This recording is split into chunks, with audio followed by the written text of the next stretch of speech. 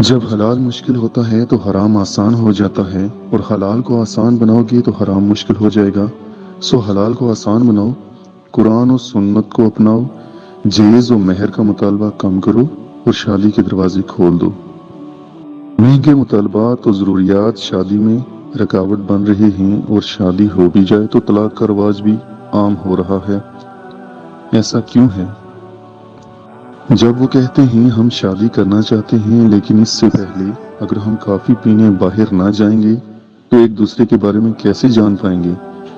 جیسا کہ مغرب تعلیم دیتا ہے، لیکن یہاں اہم یہ ہے کہ آپ اپنے مستقبل کے ہم سفر کے بارے میں کبھی جان نہیں پائیں گے، بس ایسے کہ ایک ساتھ باہر جاؤ۔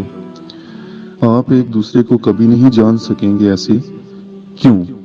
آپ ملتے ہیں ایک بہترین رویے کے ساتھ، بہترین لباس اور اعلیٰ پرفیوم کے ساتھ۔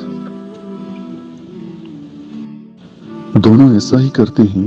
اس نے تیار ہونے میں یقیناً آدھا گھنٹہ شیشے کے سامنے گزارا ہے اور آپ سے بات کرنے کی مشق کی، اور آپ نے اپنی پیشانی پر ہر چھوٹے بال کو آئینے کے سامنے کھڑے ہو کے اچھی طرح دیکھا ہے، اور یہ سب آپ کی شادی کے چند ماہ کے اندر ختم ہو جاتا ہے۔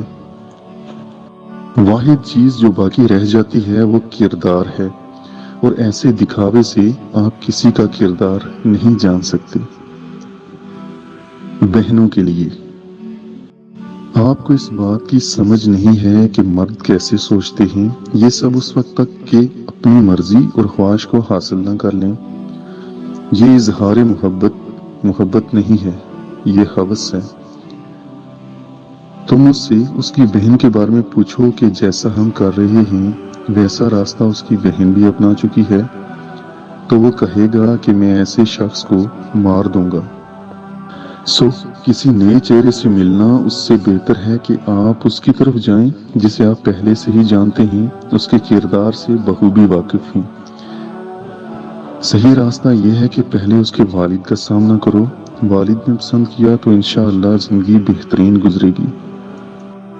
اور والدین کے لیے، قرآن و سنت کے ساتھ بڑھو، جیز و مہر کے مطالبات کم کرو اور شادی کے دروازے کھول دو۔ مت کیا کر اتنے گناہ توبہ کی آس پہ اے انسان، بے اعتبار سی موت ہے نہ جانے کب آ جائے۔